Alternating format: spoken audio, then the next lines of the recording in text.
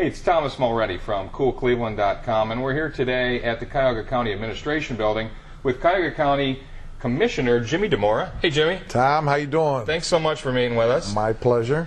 Talk about the election, and the Cuyahoga County Board of Elections has had some real issues here recently. How do you, as a commissioner, sort of try to figure this thing out? You know, there's been calls for Michael Vu's resignation. They seem to be bumbling up almost everything they can here. A lot of people are very concerned about Cuyahoga County. Had a black mark in the last election, couldn't get the ballots counted. Now they're having a problem counting maybe the absentees early.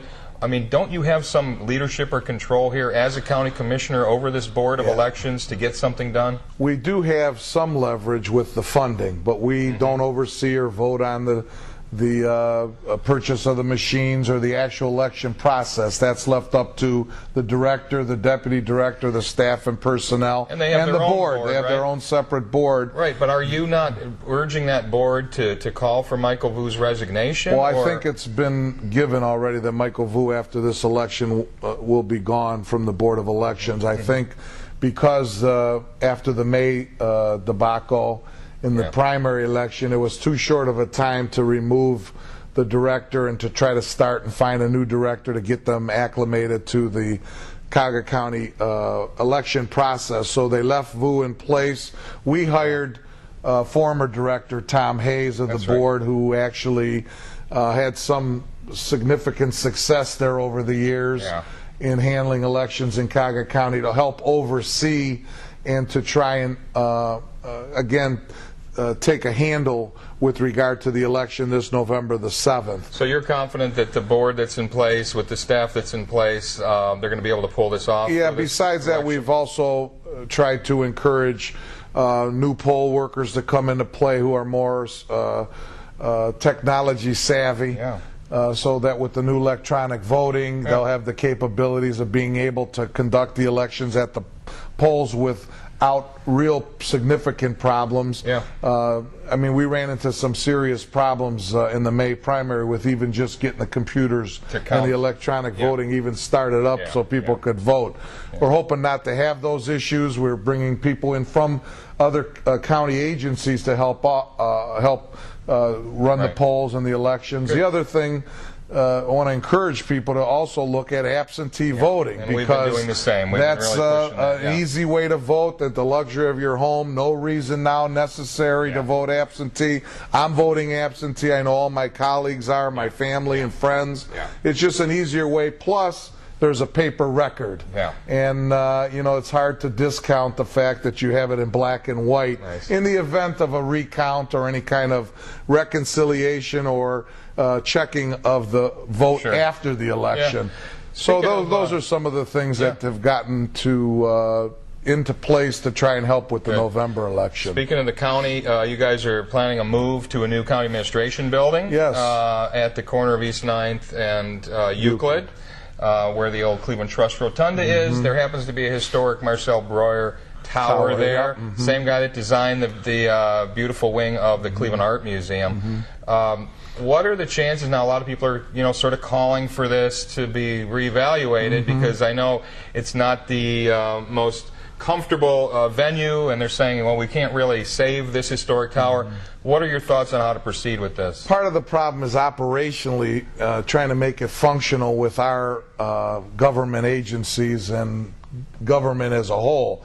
The floor plates are small. There's asbestos in and out of the building. HVAC problems would occur because now with the modern efficiencies in energy and HVAC systems, it's not conducive. We're trying to retrofit a building and trying to bring it into the 21st century standards.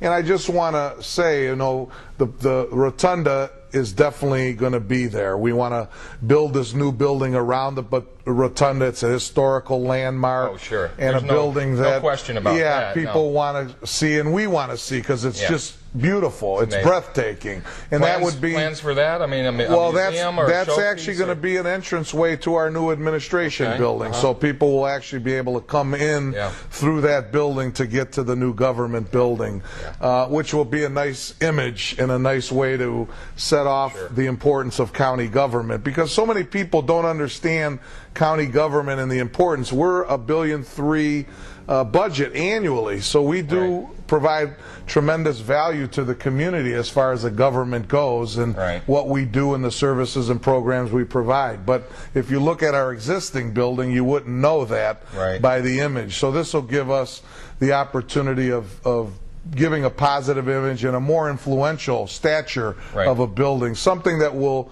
hopefully be a signature building that people will come to enjoy. Besides that, the development that we believe will occur from us locating on Euclid and 9th in all directions around that. God only knows we need help between Public Square and 9th on Euclid, which is, again, a main thoroughfare in our downtown area. This will help generate new stimulation of retail operations and other offices and even housing down in that particular area. So this will provide tremendous economic boost and value, as well as giving us a new, functional, operationally efficient county administration building. One of the other roles you play, besides county commissioner, is head of the Cuyahoga County Democratic Party. And there's been some calls for Judge Christine Russo, who's running as a Democrat, to step down, to not run. There's some real serious issues about her candidacy.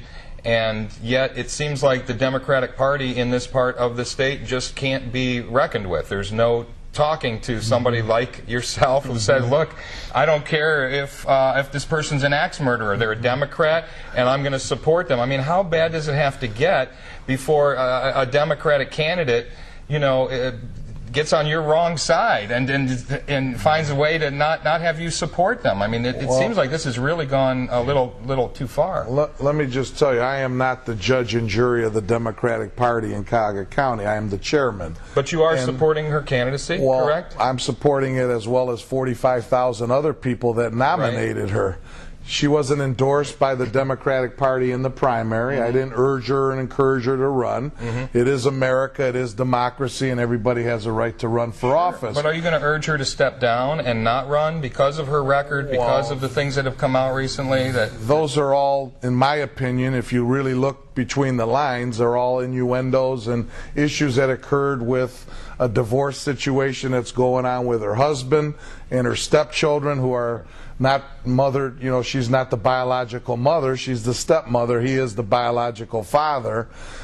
I mean, I don't know if we're going to get into making decisions on people's qualifications and whether they're righteous enough to hold a public office or be elected. But it's your endorsement, isn't it? Well, we're going to endorse for Cool Cleveland. We're going to look closely at these candidates. It is our endorsement, but it's the endorsement of the Democratic voters. They nominated her, and according to our bylaws, as the chairman, I have an oath to uphold supporting Democrats who are nominated, and they nominated her. So now, according to our bylaws, we accept over the will of the Democratic Party, as we have done before. Not every Democrat we endorse wins the primary, but those Democrats that do win the primary become our endorsed Democratic candidate in the fall election. Do you think it's the only other option is the Republican? Well, this is my question. We're not going to be able to support a Republican, just like the Republican Party isn't going to support a Democrat. That's just not going to happen. Do you think there's maybe not enough good competition on the other side and the Republicans in this part of the world? That's part of their problem. In